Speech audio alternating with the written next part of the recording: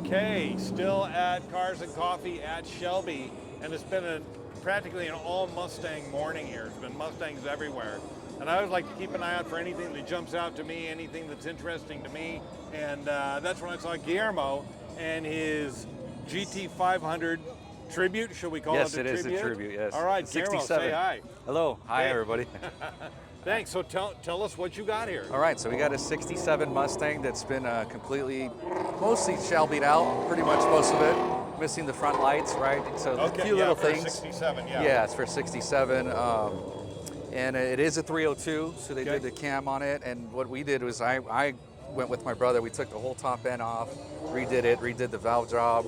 I upgraded the alternator because I put a stereo system. Got some great lighting in there. Yeah. Did the alternator. Yeah. I'll probably get all this refinished. A lot of it was kind of scratched up. I got some chrome for that. Chrome for this area that we'll probably add in there. When you bought the car, it was mostly the way we see it. It pretty much was. Yeah. I had the common issue with everyone when deciding whether to buy a car is either you want to go full project that's going to sit for 5 years and invest a ton of money in it, or buy something that's ready to go and do the fun stuff, and then you can enjoy it now, right? Yeah, yeah, exactly. If you have the ability to do it, and of course it's costly, but I spent many years waiting to do it and find the right one that I really wanted. Now there was another one I was interested in, and it was like an orange color, and it was redone by an auto body guy, but it was in another state. But I saw this one, and this one I actually got out of Arizona, and beautiful car. It's been great, sounds great, runs strong. Yes. That's what we like. Yeah, it's a great cruiser, and also it's Cars and Coffee, man. That's what I'm talking about. Yeah, that's it. If you're not hearing that, you're not in the right spot. That's part of the rule of Cars and Coffee. You have to do that when you leave. So. You got it, yeah, right? No pressure on me, right? Yeah, exactly. So when did you buy the car? How long I bought this about four and a half years ago. Okay. Yeah, I think so, yeah. Yeah, I get it. It's like project or no project. Exactly. So why? There's some blemishes, you see paint and things like that. That's but fine. I drive it so much that it's not something that I worry about. You know, Yeah. I let people enjoy it. They come around, take a look at it. But why Mustang? Why Mustang?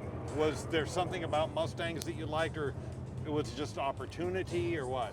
Mustang, I don't know. At a young age, I think I was probably 12, 13-ish, and I really just caught an interest in it. And of course, some movies would start to come out and things like that. You start getting interest.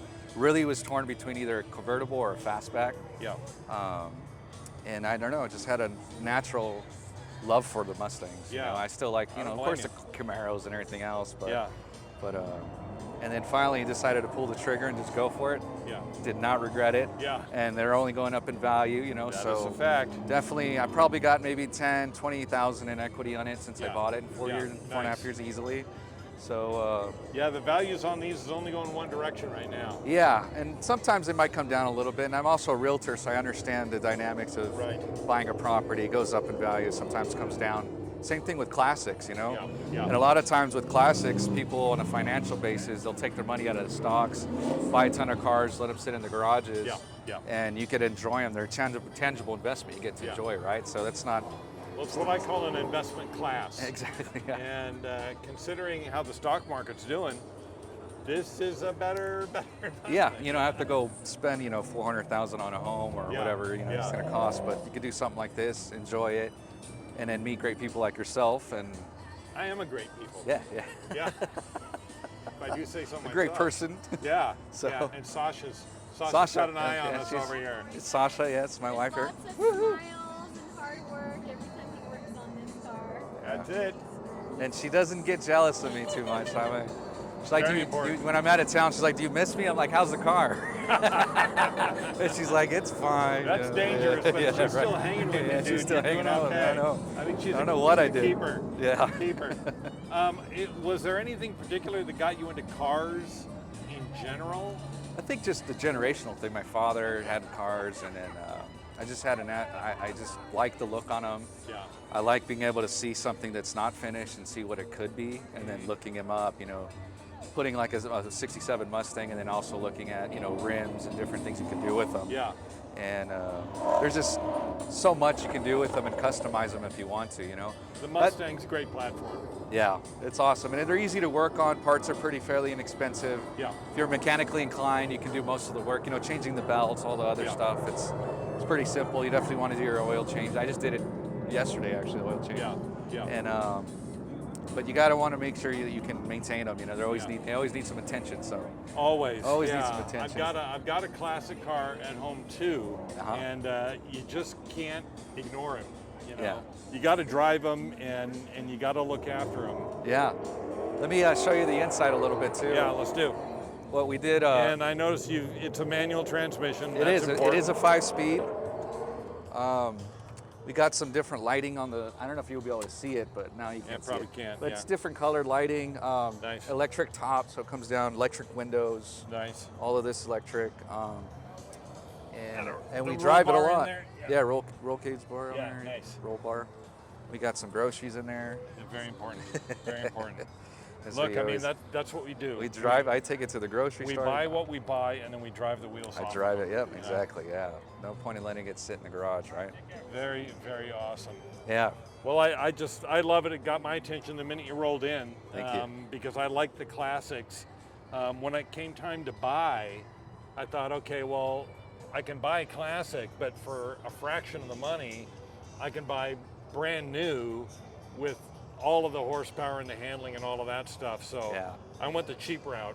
Well, there's times where I think, man, should I've gotten a newer one, you know, and you know, we get the exhaust in there sometimes and all that stuff. And sometimes when you go on a nice date, it's nice, but it's also, you know, you got to be aware of that. And it's a good smell, but sometimes it can be overbearing. And you live in a place where the drop top makes some sense. Yeah. You know. And I've driven this to California and back. It's pretty dependable. Yeah, it's pretty dependable. Well, that's another thing that you really want. Is dependability. I mean, it'll fire right up. I can turn it on for you too if you want to. Yeah. But, let me show you the lights real quick. I'll get in the back, fired up. I'd love to hear it. Sure.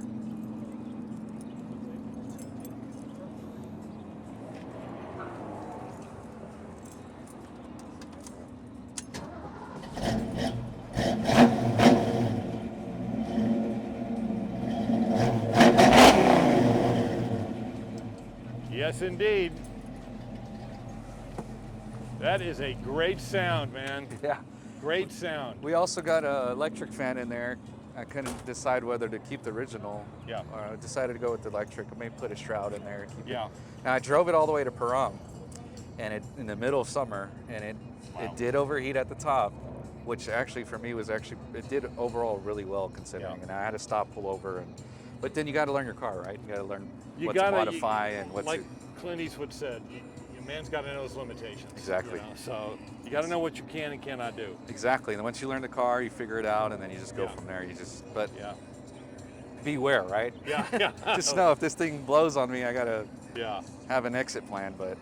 Well, great build, man. Really an enjoyable car, fun to look at, fun to drive. I think it's great, man. Thank you. I think appreciate it's great. it. Thanks for taking the time to talk to me about it. Yeah, absolutely. We love that anybody, you know, we stop at a gas station, anybody comes like, hey, my uncle used to have one. All walks of life. Yeah. It just brings everybody together. It's such a different world out there when you have a classic or, you know. Bring people together. Exactly. So it just says you love it. Thanks a lot, Guillermo. All right. Appreciate it, man. Thank you.